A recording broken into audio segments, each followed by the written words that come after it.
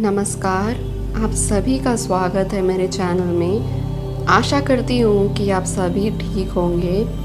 तो आज की जो वीडियो है वो हमारे चैनल से जुड़े एक हनुमान भक्त की है, जिन्होंने हमें ईमेल द्वारा अपना अनुभव बताया है।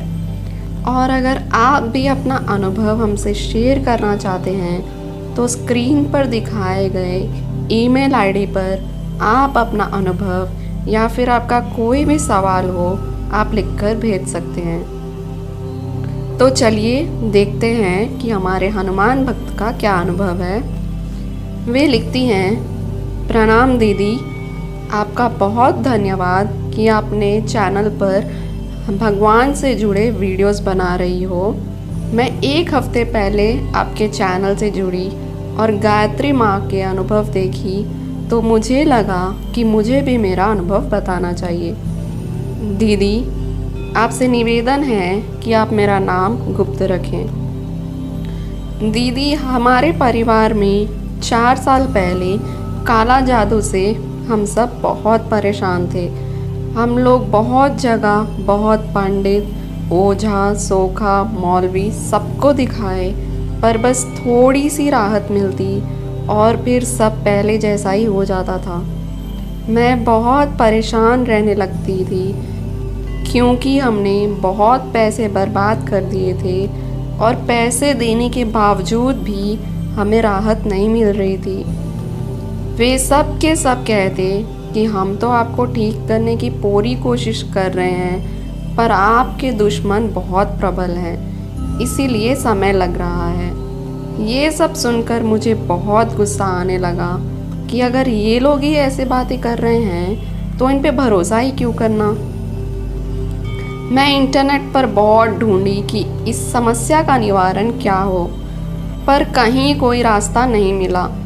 जहाँ रास्ता मिला वहाँ गुरु की आवश्यकता थी और मुझे इन सब का कोई ज्ञान ही नहीं था। मैं बहुत चिंतित रहने लगी और भगवान जी के पास जब जब जाती तब तब रोने लगती थी। उनकी तस्वीर देखकर ही मेरी आंखों से आंसू बहने लगते।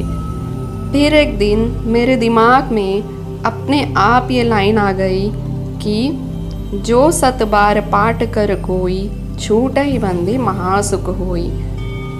ये लाइन अचानक से मेरे दिमाग में आ गई और मैं एकदम आश्चर्य हो गई कि अरे, मुझे तो हनुमान चालीसा आती है, तो क्यों ना मैं हनुमान जी के ही शरण में चली जाऊं।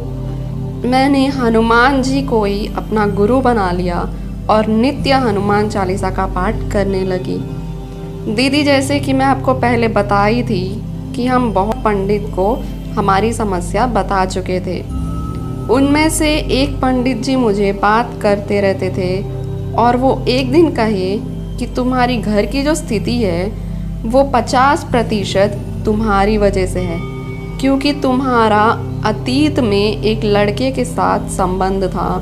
पर घबराओ नहीं, मैं तुम्हारे सारे कर्म सही कर दूंगा। दीदी, आप विश्वास नहीं करेंगी, इन पंडित जी ने सही कहा था और मैं इनकी बातों में आ गई। और उस दौरान भी मैं हनुमान जी की उपासना करती थी।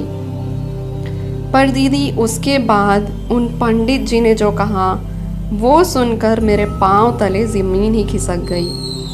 उन्होंने कहा कि गलती तो तुमसे हुई है और इसके लिए मुझे एक पूजा करना होगा, जिसमें मैं अकेले एक कमरे में हवन करूँगा और तुम मेरे सामने बैठ जाना, और उस कमरे में मेरे और तुम्हारे सिवाय कोई नहीं होगा।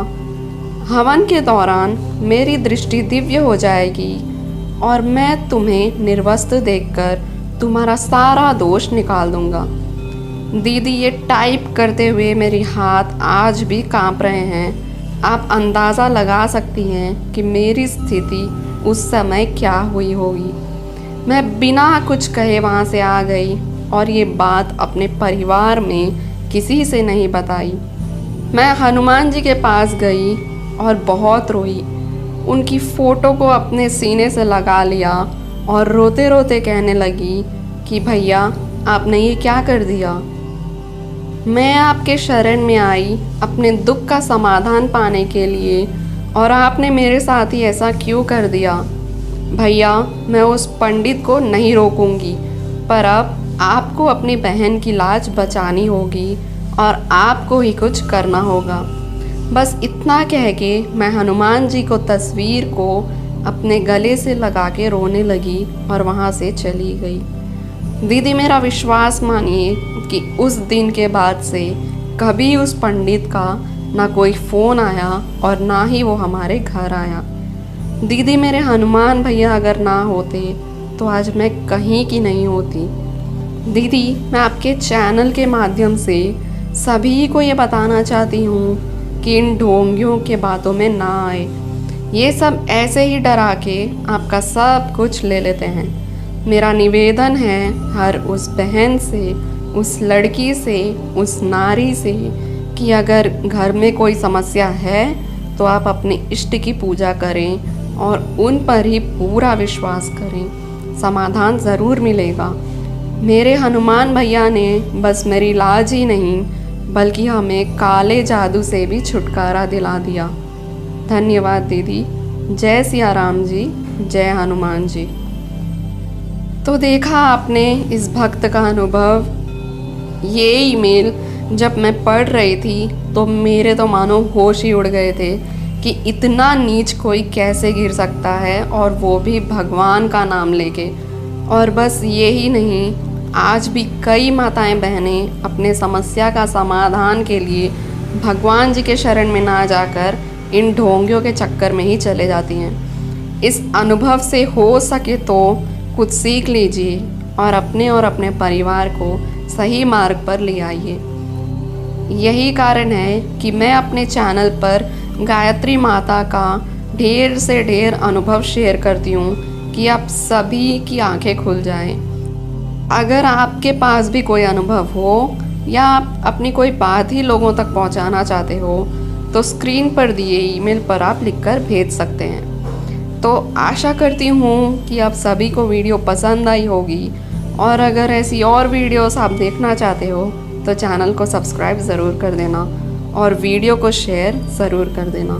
धन्यवाद। आप सभी का दिन शुभ हो।